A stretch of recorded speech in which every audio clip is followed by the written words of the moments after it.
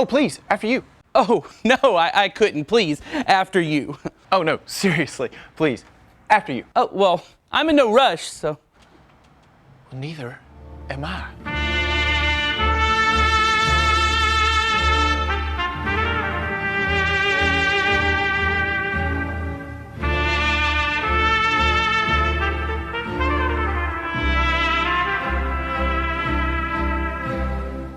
Well, seems we got ourselves a bit of a situation here.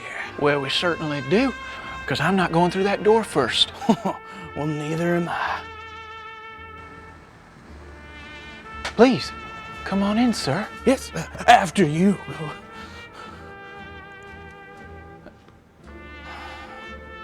Touche. Well, I'm just trying to learn how to put other people first. Maybe you should try it.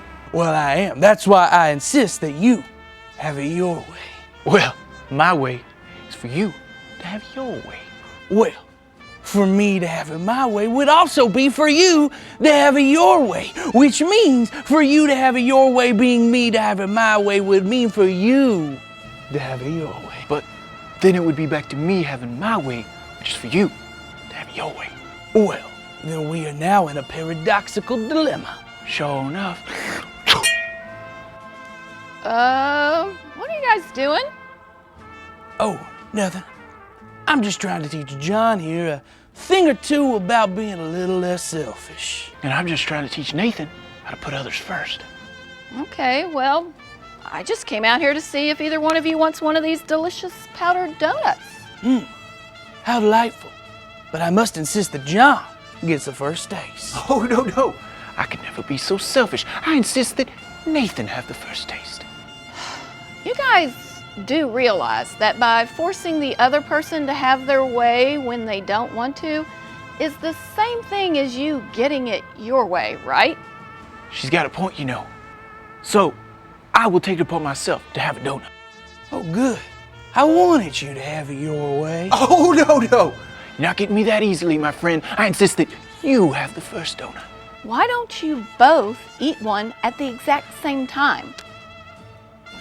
If that's the way you want it.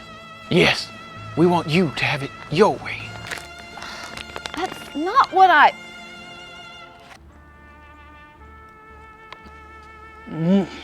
Delicioso. Yes, I'm glad we could share this experience together. You guys are weird. So we're all naturally selfish. One of the first words a child learns is the word mine. That toy is mine. Give me my way. It's natural for us to want things our way. But that's a problem in relationships because both people are naturally selfish. Both people want things done their way. And when neither person is willing to not have their way, trouble starts. Arguments come in and relationships get strained. And so today, as we're wrapping up the series where we're learning a new rule for relationships, not to treat others as they treat us, but to love others like Jesus loves us. It's important for us to talk about how to give up our need to always be right, to always get things our way. And the way we do that is through this word, submit. Submit is a word that just means to put yourself under something. When you submit yourself to another person, you are putting that person above you or before you. You say, you are more important than me right now.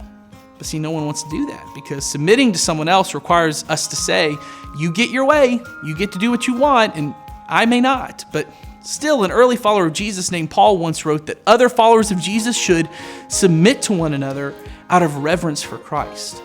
And all that he's saying is that out of respect for all that Christ did for you, which included submitting to you by dying your death on the cross, you should submit to one another. Instead of always having to be right, always getting your way, you should say to people in your life, because I love you, because you are someone else that Christ died for, I'll submit to you. I'll put you first. I'll choose to say, I care more about you than I do about being right. I care more about you than I do about getting my way. I'll put you first because when I was wrong, when I was rebelling against God, Jesus still submitted to me and died for me. This doesn't mean that if someone asks you to do something that you know God wouldn't want you to do, that you have to do it.